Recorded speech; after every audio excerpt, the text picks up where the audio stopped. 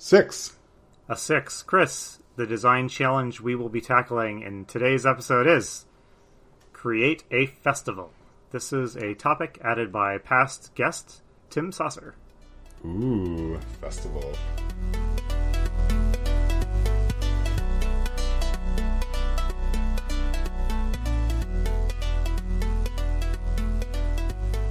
Hello and welcome to Roll for Topic, a roundtable discussion about topics related to running role-playing games. I'm Chris Salzman. And I'm Andy Rao. Is there a festival that sticks out to you as like, oh yeah, this was the best one that I've been to? Oh, I don't know. I have some fond memories of like some fairs I've been to, which kind of count as festivals. I don't know. I don't know what the distinction is there. That's a good question, right? Yeah. So is a festival a fair? And is a circus the same thing?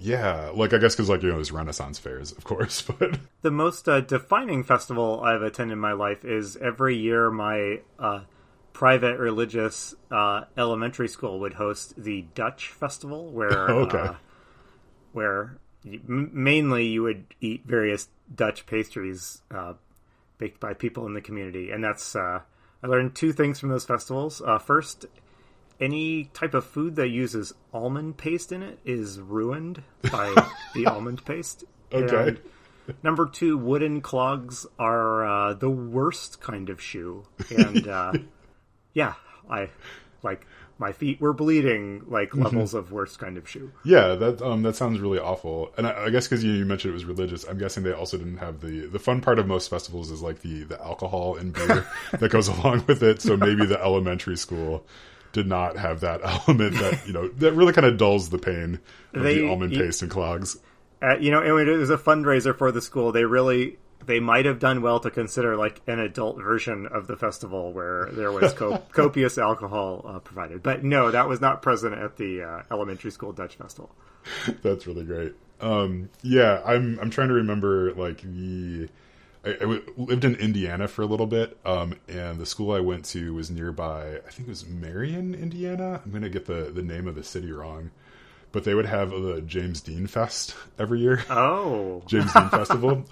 Right, so we, that was a lot of fun, right? So there's like, he grew up around that area, right? So there would, be James Dean related stuff. But really it was just, again, an excuse to eat a bunch of like fair and festival food, which is a lot of deep fried everything. Yeah.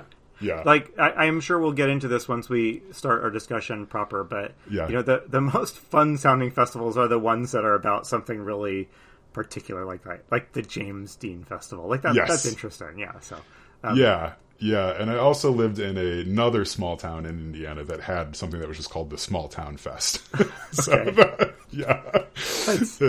Really, they couldn't come up with anything more specific than like the size of their town as the theme? Well, I mean, I'm sure someone's going to use this to triangulate like exactly where I lived in my 20s at this point, but I want to say that Alexandria, Indiana's I think their motto is actually "Small Town USA." So it was part of the whole thing. Okay, and so they've actually made it a part of their brand. Of course, yeah. I don't think anyone has ever used that term in that town, the brand of the town. We're now fully into Chris reminisces mode. But my favorite part about Alexandria is you come off the highway, and there are signs that point to like here's where the gas station is, here's where fast food is, here's all like the stuff that you need when you get off the stop. All those are pointing to the right, and then to the left is Alexandria. So I assume these signs, by the way, are written in that like kind of 1950s quasi cursive font. Oh, of course, yeah. Okay. Yes, very much yes. Like if there is a brand, it is that like 1950s. Yeah, that was the best time. Right? I actually just wanted to share something I've been reading lately that it feels, it's in the same universe as role-playing games. But I just read my first novel by Kurt Vonnegut Jr. Oh, yes. Having bounced off one or two like earlier in life. And this one, the one I read was Mother Night. And I loved it. Like as soon as I put it down, I threw it at my teenager and said, read this, we got to discuss it. And I know you're kind of a Vonnegut fan. Is that accurate? Yes, I am. I'm a very big fan of Vonnegut. As I just mentioned, I lived in Indiana for a while, so Vonnegut is one of the more famous of the Hoosiers. Oh, okay. So he's from Indiana? Yes, yeah, he is. Yeah, and I think he talks about it quite proudly too in a lot of his literature. Oh, that's neat. His interviews and stuff. Yeah. So to bring it onto a gamey topic, because this is a game-related podcast, not a festivals and books-related podcast. Usually, we could pivot. So I'm curious if you have ever played in a game. There's a particular style of sort of wry humor that I associate with like Kurt Vonnegut and I don't know, like Ken Kesey and Philip K. Dick and some other kind of sci-fi-y writers from the middle of the century. There's a particular kind of wry humor that they have. And I'm just curious if you've ever like played in a setting or run a game that like tried to strike that particular comic style. Oh, no, I haven't. And, That's pretty... like, okay. Yeah, it's like a style... Like, and Philip K. Dick, I've read a lot of his stuff, so I know him the best. But I've always admired the way he manages to be kind of funny while telling stories that, like, are borderline horrifying. And he just makes it work in a way that would be so easy for it not to work at all. And I get the same vibe from Vonnegut. Mother Night is about as grim... a general topic as you can get, the Holocaust. And it's not like a ha-ha funny novel, but it's a witty novel. And so, I don't know, what do you think? Have you played in a witty game like that? I haven't. Although, I mean, like, so you mentioned, like, Vonnegut's humor is something that I really appreciate. Yeah, about his novels quite a bit. But I don't know if you could pull it off. Like, it's so calculated, what he's doing in a lot of his novels, and like how he's using humor and why he's using humor in the ways that he is. Right? It's to be able to talk about some truly horrifying stuff while like it's still being palatable in a way. Right? Like Slaughterhouse-Five is a deeply unfunny book from like if you read the synopsis of what's going on. But it's a very enjoyable read, right? And there's still some funny stuff. Same thing with like Cat's Cradle as well. Like, there's like an absurdism to a bunch of that. Absurdism like that in his novels, and I think some of the other authors and stuff that you mentioned that I think would be hard to pull off at the table, unless you had a GM or you wanted to GM in such a way that it was very much. It was a game that was sort of like GM Fiat, right? Rather than more of like a collective storytelling. Yeah. Which I think is what, I think that's what we probably lean more towards. I think you and I, Andy, like as far as how we're telling stories in games, it's like, we're telling it collectively. I think, you'd have to have a pretty tight rein on like, here's what's going to happen and when to get that across. Yeah. You might even need like some more theatrical players to sort of sit in that mode. But I mean, it's a really fascinating question. How would you do it if you were going to run a game like that way? I don't know. The kind of the RPGs I know that are expressly comedies tend to be pretty over the top. I think one of the most famous satirical RPGs out there is called how am I forgetting the name of it? Paranoia. Yeah. And it's a very satirical game, but it's pretty over the top, and the humor is right up in front of you, and that doesn't feel quite right. I think sometimes that the Warhammer RPGs would lend themselves to being pretty funny if you could find a way to capture sort of the British satire core of them from like 30 years ago or so that I feel has been kind of replaced by a more surfacey take on what is a pretty ridiculous setting, for example. I don't know. I think you'd have to have a setting that's pretty ridiculous, but you don't talk about the ridiculousness of it somehow. No, I think that's good. I mean, you hit on something there which I think is useful to point out, like the bureaucracy in a lot of those like novels, like that is like that's almost a core to like what the characters are bouncing off of. Yeah, like think about like Catch-22, like Joseph Heller's book, right? Like the lengths that people go to just like survive amongst all this bureaucracy of the military and stuff, and just to like make it happen to survive. It's like like and on one hand, it's like, you have a life because of the military, but on the other hand, it's like, but it doesn't allow you to do anything, with it. Yeah. Yeah. But I think if you're going to do a game, maybe the way you do that is to have a tightly wound bureaucracy, and then have the players agree to interacting with it at face value a bit. I think, and then the humor sort of then comes from like the meta step beyond that of like, why are any of us taking this seriously, right? Like, we should be trying to dismantle this bureaucracy, but instead we're sort of existing within it. I think a lot of humor would come from that. Now I've got this picture in my mind of a D&D adventure where the adventurers have to get themselves like an adventuring permit from the king or something, and you just and it's all bureaucracy and forms and stuff like that. I know, yeah. It kind of sounds like Discworld at that point, which is fun. I know that's not sort of your cup of tea, but those are really good novels. I think there's a lot of those elements to it. I need to read some of those books.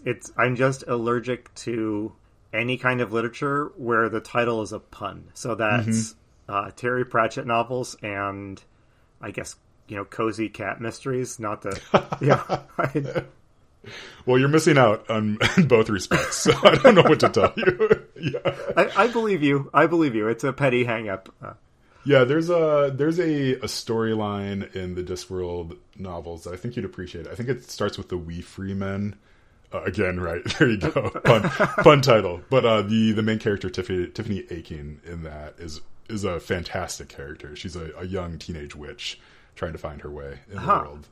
But yeah, it's really, like, I love it. Yeah, I really enjoy those novels quite a bit. Okay. Now, I did enjoy Terry Pratchett's book with Neil Gaiman. So that's, So, all right, what was the name of the Discworld book you liked? And can I just read that by itself, or do I need to read them in order? Yeah, no, you can read it by itself. I'm going to look it up right now to see if I got it right and see if it actually is even set in Discworld. I think it is.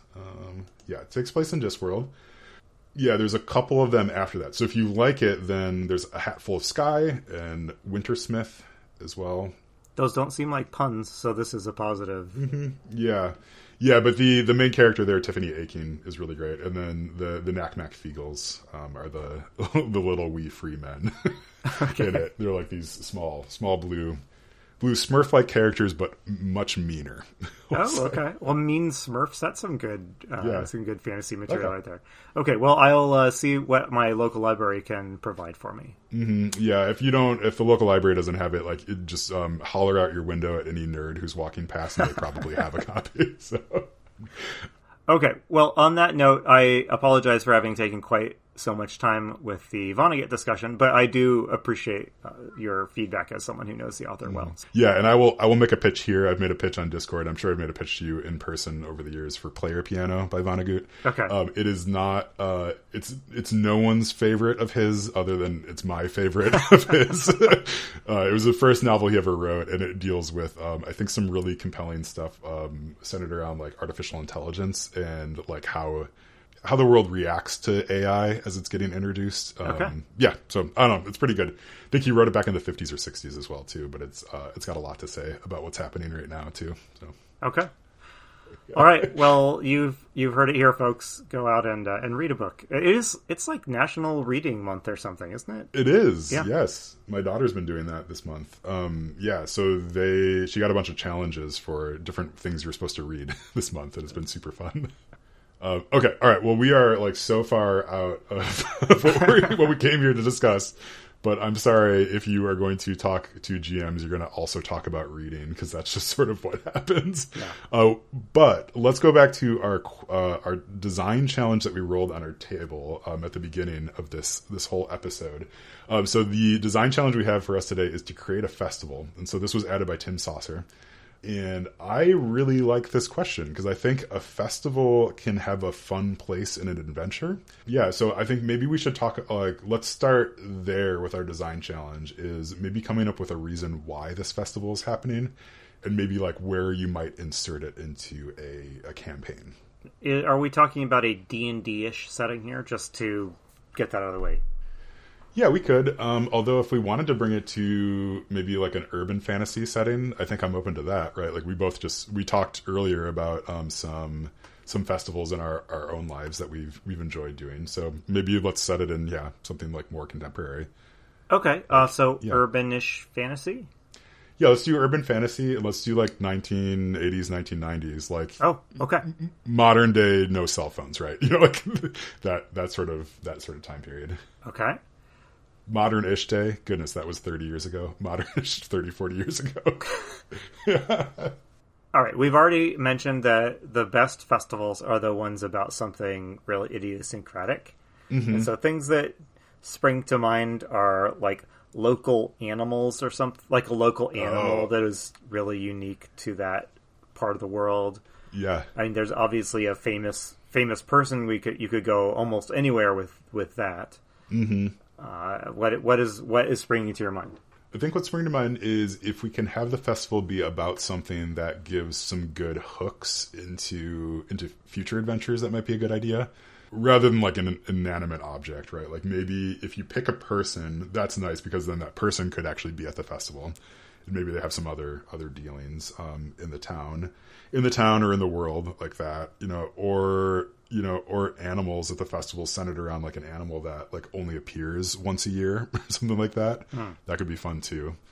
Yeah, so I don't know. I think if we go the celebrity angle, I have some ideas there. I don't think I have as many ideas for animals, though. Do you have anything that's sticking out in your mind? I don't have any ideas for animals. But if we did animal, it would need to be a cool, weird animal.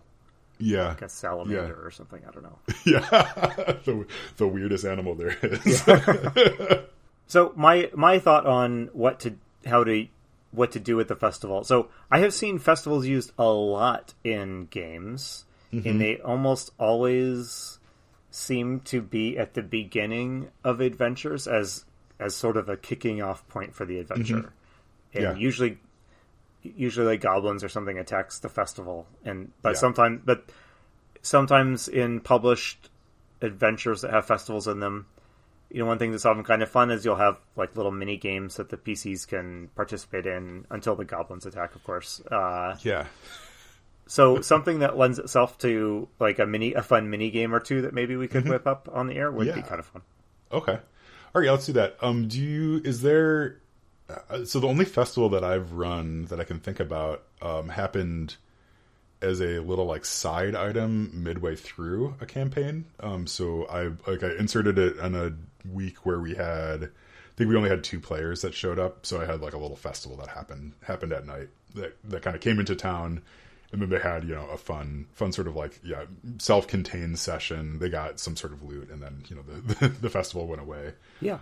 What's the advantage of having it be as a kickoff to a campaign? Because a couple of reasons. It's a good way to get disparate PCs into a location. Like you're all here for the annual festival. It's maybe a slightly more interesting version of you're all gathered here in this tavern. I can think of at least like 2 Pathfinder adventure paths that kick off with the festival, basically, that do this. Okay. I'm not criticizing that use of festivals at all. It's very fun. But so here's a question for you. And here we have my natural instincts towards the horror genre cropping up. So festivals are like 20% creepy. Yeah. And especially at night, festivals can be creepy, like pretty easily. So while we're throwing wish list items onto our festival brainstorming pile, not sure where that metaphor was going. Let's make something that can be pretty creepy, like when the lights go out, and Okay. I like that. So what if let's go back on the celebrity angle. Okay. Like what if it's something like a fungus festival? So bear with me for a second, okay?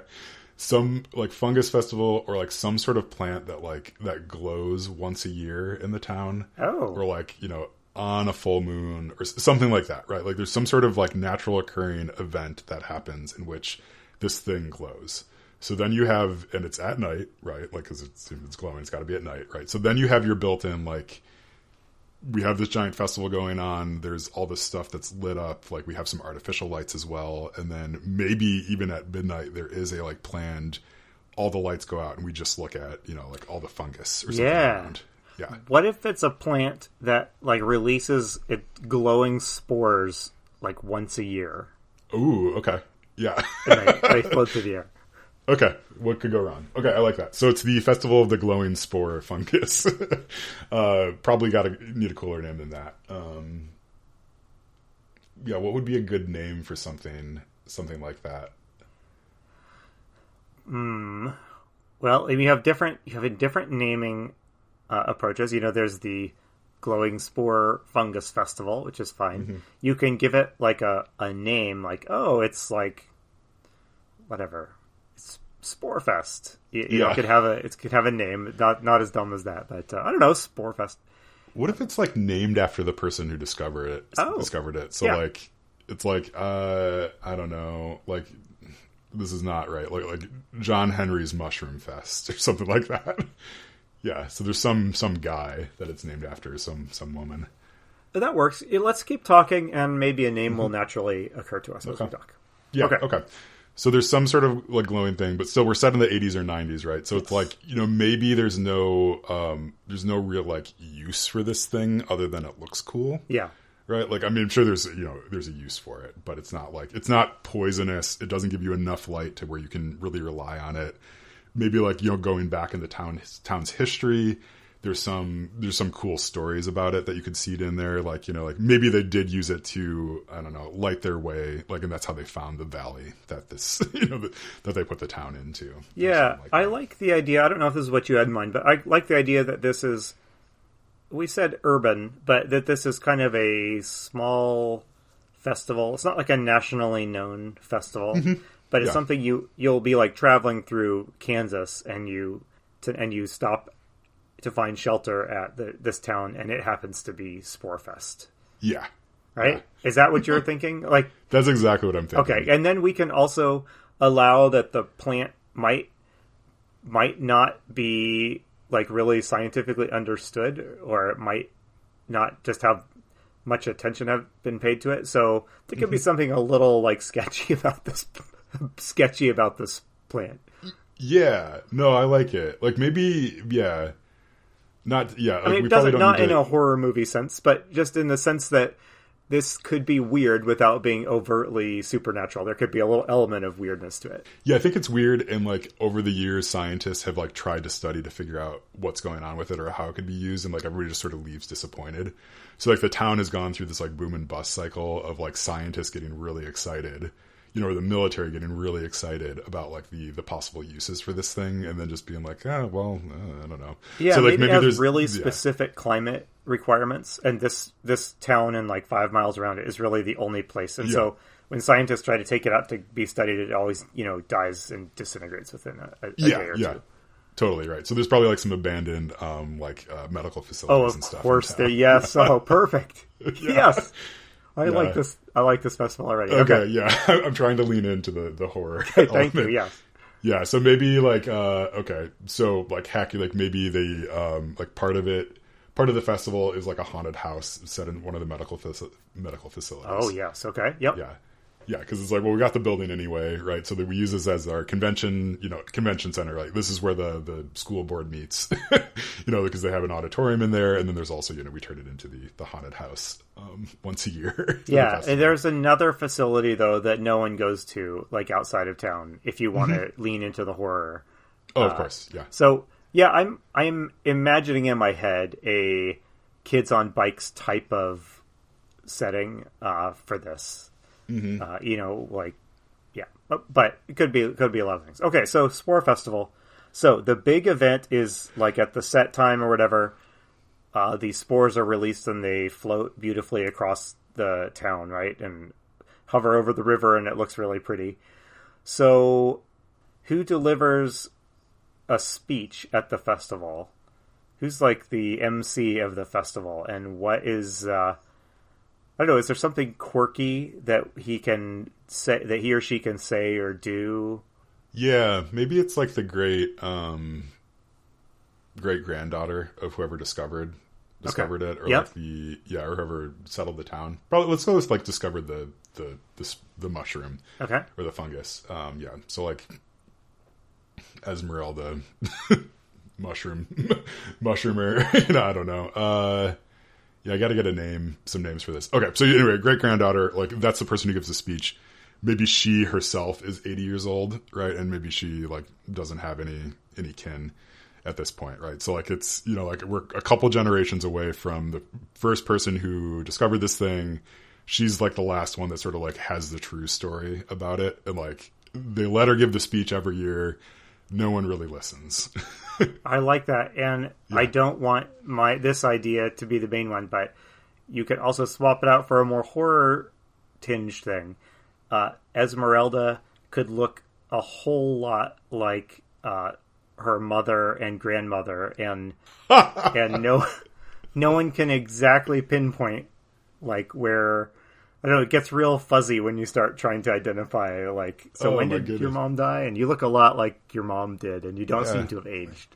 Yeah, like, wow, like, you look really good for 80. It's like, oh, 80. Huh, yeah, I guess I am 80. Yeah, so, even in a non-horror, we could add a little weirdness just by, like, this is a really old person, but they don't look that old. And it doesn't need to be really sinister, but maybe just something that's a little bit eerie. Yeah, maybe like, I mean, even as you're describing her, like there's some spores underneath her fingernails if you do like a check on it. Like there's just like little things like that, or like, it's streaked in her hair. Yeah. Yeah, a bunch of it around her nose, like, something like that. Okay, so I think that's a good setup for like what the festival is, and maybe, some of the people that are surrounding it. Like, is there like a religious element, like a metaphysical element to this at all, or like is it really just a natural occurrence? So I like the idea that this is a natural occurrence. I mean, I'll be honest, when my brain keeps going to like a Call of Cthulhu-esque scenario in which kind of a town/cult has formed around some sort of natural phenomenon that, like, the settlers came across the weird spores and they settled down, and now they're all basically cultists of the weird spore. I think that's a bit too much for our idea here. Yeah. But I kind of like the idea that you have just, normal cultural and religious activity in the town, but it's just been kind of flavored by the omnipresence of the spores in the town's identity. Or I keep saying spores, but whatever the plant is called. Yeah. So, I don't know. Maybe there's a church that's a normal church, but it's the spore is in its name somewhere, or they have, they have an extra hymn book that's like spore plant themed. So I don't know, something weird, but that's not straight up like cults, I guess. Yeah. Let's pause for a second and go back. Let's just establish what we want this to be. So I guess like it could be a fungus, like fungus could release spores. Another thing I'm thinking about is like an evergreen tree, like a fir tree. Yeah. Like, some of like the pollen that gets released from that. So I like that too, because then it's a little bit more limited, right? You mentioned like the 5 mile radius. It's like, you can't have that many trees in this radius. Yeah. Yeah. Something like that. So like a mushroom's nice because it's like, I don't know, everybody can picture a mushroom. The tree is nice because I think it has a little bit more volume to it. Maybe there's like one big tree that this festival is focused around. Yeah. Let's do the tree idea. Okay. Yeah, it's a tree. Okay. Yeah, so it's a tree of some sort of bioluminescent pollen that gets released on, a set cadence. Okay. Yeah. We have the tree. We have sort of like the person that keeps this festival going with some, mysterious stuff. I was gonna say there's a haunted house, and then I'm wondering like, what are some other cool things we can fill this festival with?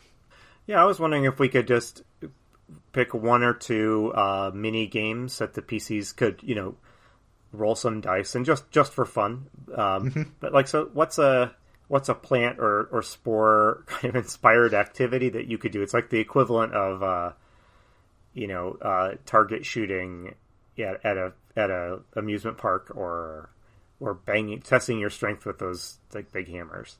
Oh yeah, there's probably like a tree that you have to climb and like hit a buzzer at the top of the tree. Yeah. And, like, what if the arms are rigged to like break? It's plastic, right? Plastic, but modeled off of the real trees, right? And like the arms like twist. they're on stuff. I like that. So around.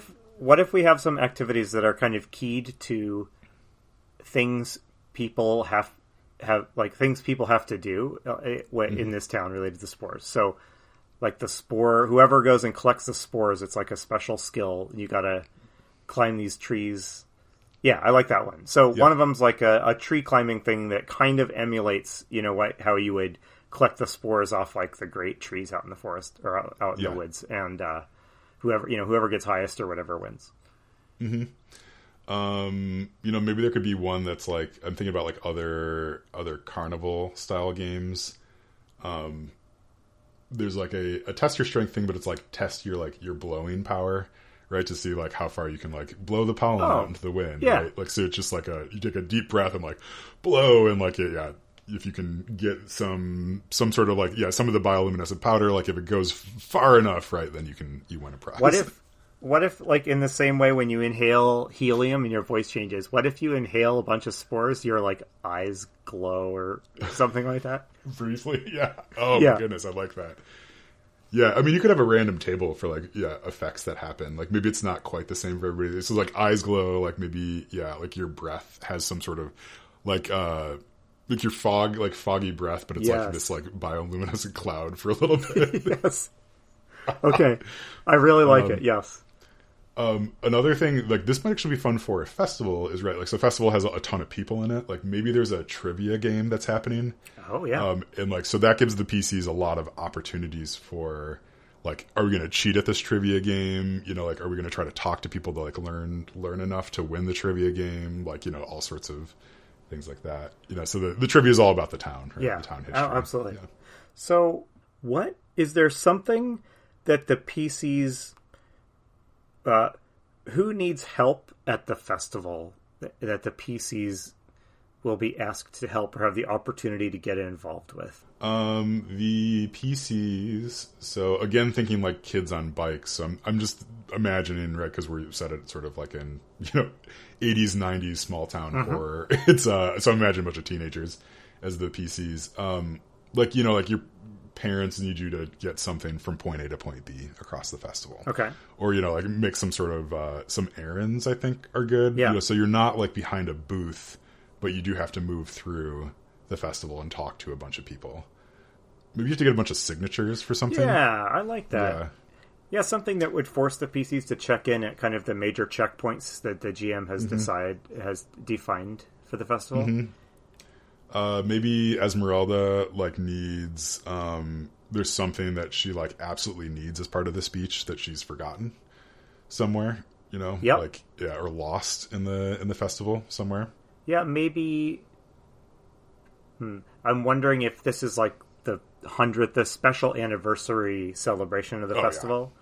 I don't know, maybe something's gone missing, something key has gone missing, or it could be they want somebody to go into the old spooky original research facility that's been boarded up for years and see and bring out some artifact, to celebrate for the 100th anniversary or whatever. I don't know. Yeah. I mean, I think there's a lot of hooks there for the PCs to go and do, do different things like while the festival's happening. I mean, I keep on thinking, like, to me, it's pretty clear that at the end of this thing, like, the spores are not going to do, or the pollen is not going to do what everybody expects it to do, right? Like, so it's like, it's not going to work this time, or it's going to be way more pronounced somehow. Or like someone's going to cut down that big tree, like in the middle of the festival, or there's going to be, some sort of protest, right? Like there's all sorts of stuff that could happen around that. I think I'm wondering, like, how do you, and maybe this is the last question we should tackle before we wrap up. It's like, how do you make that festival interesting, right? Because like a festival, if you go to it, like you go to it for a set amount of time in real life, like you go to it for a set amount of time, you leave, the festival is still going on, right? Like everybody's experience of that festival is the hour or two that they're there and then they leave, but the vendors are there for the full day or 2 days or whatever like that. But I think in an RPG you really need there to be some sort of beginning, middle, and end to this festival, right? And so there's going to be some culminating point like that, like the goblins attack, like you said, right? Yeah. Like, so what are we leading up to? Yeah, well, I agree with you. In an RPG, you won't hold interest very long just describing all of the cool details you've come up with about the festival. So my instinct is, the PCs are doing just have a very PC-like job to do, but it just happens to be smack in the middle of this festival. And then depending on what they do, I mean, you could just think about, so how will this regular PC activity be complicated by the fact that the festival is here? So, to take something really simple and boring, like the PCs need to deliver a package to person X. That's pretty boring, so maybe don't do that. But so how would that be complicated? Well, first of all, person X is not where they're supposed to be because everyone's downtown at the festival, right? Then you get downtown and everyone at the festival is they're all wearing special party masks. So how do you find your person? And as you're wandering through, you're getting accosted by vendors shouting at you or people challenging you to participate in these mini games or something. And I mean, there's a million. Well, you could probably come up with a good random table of like what pops out and kind of gets in your way as you're just trying to walk through town looking for the person. Yeah. So I don't know. Do you have any reactions to that? Yeah, I think the only reaction I have to it is, so what do you do if the players don't decide that it's very important for them to just do their task and not get sidetracked with it? But I think that's probably okay, because I think you could also just, as soon as they do their task where they deliver it, it's like, then that person's like, oh, great, you're here, like, let's go explore the festival together. Or like, you can have different ways to sort of point them back into it. But I think it's important to not let the players do everything, like you said. Like, you can't just dump every cool idea that you have on them. It's got to be like, here's a couple highlights, and then the inciting incident happens where it's like, oh, now things have changed forever. And so whatever that ends up being, I think I'm pretty partial to the tree gets cut down and then the spores stop working, or the pollen stops working. Like, that one tree, if you want to make the festival, the centerpiece of the plot rather than just the weird background to the plot you're already running. Some kind of threat to the festival, the spores didn't get released. What happened? Something's gone wrong. I think there's a lot of good opportunity. Someone cut down the tree, or somebody's someone's messing with the water, or, there's a lot of different options there, and it's whatever. I don't know. You could do some cool, like small town, Stranger Things type stuff with that, and get a good mystery going with kind of quirky townspeople. But totally. Yeah, I mean, I think if we had another hour or two, I think I'd start focusing on the NPCs in the town. Yeah. Such like, I think you'd want to focus on like who are the main street businesses, like religious leaders, high school teachers, like those sorts of people. Like, who are the sorts of people that are going to be invested enough in the festival that they have a booth, or like, or they're, volunteering. Yeah. Or something for it. And I mean, I think then you start making lots of cool connections. The other end of the spectrum is you don't even have to use the festival all that much. Think about how many movies you've seen where there's a chase scene that just goes through a festival, right? Yeah. So in the Rise of Skywalker, they have to search for Lando, and they're it's in this giant colorful alien festival. They don't really talk about the festival much. They don't learn about it or whatever. It just provides really colorful backdrop for it. In a recent James Bond movie opened up with a big pursuit scene through a Day of the Dead festival. So, that the festival didn't really have anything to do with what James Bond was doing, but I remember the scene very vividly because, there's so much activity going on around what otherwise was just what James Bond always does, chasing bad guys, right? Yeah, that's a really good point. Yeah, you could have this whole thing that's just happening that they run through. Okay, I like that. Well, we should wrap up. I have one final question for you, though, and I feel like this is a mistake that we didn't start with this. Is like, what sort of food do you get at the festival? What's the special food item? Well, nobody's really going to eat, like, I'm not imagining we can have a cuisine based on the tree or the spores. Yeah. But thinking about, the Dutch festival type things, is there food in the shape of what the spores look like when they, Yeah. or maybe for the gutsy, like cookies or cake, but spores have been sprinkled, just very small amounts of spores have been sprinkled on enough to kind of make it glow. Yeah. And maybe that's where you roll on the table of like what happens when I ingest too many spores. I don't know. What do you think?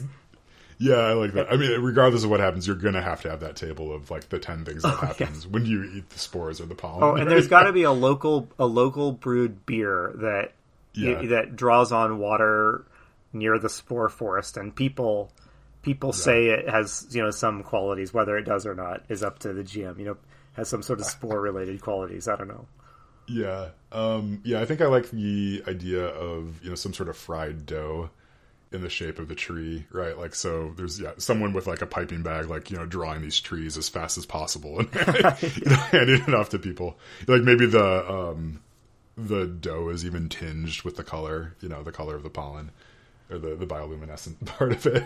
Oh, and I would say this regardless of the theme of the festival, there has to be at least one person with a sign protesting the festival. So you could do your stereotypical kind of fundamentalist type or whatever, or you could come up with a different type of quirky townsperson. Why is there a small crowd here warning about the festival with their crazy signs or something? Yes. Yeah, that's good. Well, I mean, I would go to this festival. I would too. I'm excited about Sporefest 2022, everyone. Yeah, it's coming up. We didn't pick a time of year. All right, this will be our last question about the what season does it take place in? I've been envisioning this in I think late spring. Yeah. Not quite summer. That's where I've been slotting it in, but I don't know why that is. I think almost any time of year it could work except maybe winter. Mm-hmm. I am kind of drawn to this because of my partiality to the sort of Ray Bradbury lazy summer golden age of youth type of fiction. I'm picturing, kind of the hot days in the middle of summer in the Midwest where it's hot and humid and I could. I guess you could slot it in any season. So you would go spring. I'd probably go sometime mid-late summer. Oh goodness! Now you're making me wonder if there is a Sandlot themed RPG yet. Yes. I need a Kids on Bike variation that's just that's more Sandlot focused, where there's no powered character. It's just we got really into football that one summer. Yes. Yeah, I know Sandlot's about baseball, but I was just trying to what else could you do? Yeah. Okay. All right. Well, this is really good. I like this question a lot. Thank you, Tim, for giving it to us. It's a good design challenge. And I think we created a pretty unique and fun festival that hopefully someone can use. I wish I was running a Kids on Bikes game because I think this would be a good one to drop in. But yeah, totally. Yeah. Okay. Well, I think that about does it. Do we have anything else that we need to talk about? I think I have a teaser about something. Well, you've already started to tease us, so why don't you just go ahead and go for it? I know I probably should have put that at the beginning of the episode, and then everybody could be waiting until the end for it. The thing that I wanted to tease is that planning is afoot for Roll for TopicCon 2022. So if you have listened to the podcast before, last year we did our first convention, which was really fun in Ann Arbor, and I think we're going to do it. We're going to do it again. So we're trying to figure out all the details. We will have a survey forthcoming for some of the attendees from last year. And then we'll have more information about dates and who you can come and how much money you got to give us and what we're going to be doing and all that. That is forthcoming, but get excited. I'm very excited. Yeah, more details for that will be coming soon. And Chris, why don't you sign us out? Roll for Topic is part of the Roll for It Media Network. We are a small but mighty podcasting network that contains Roll for Topic and then also the Splat Book. It's our sister podcast that John Corey and Kyle Latina put out. It's really great. You should go listen to it at thesplatbook.com.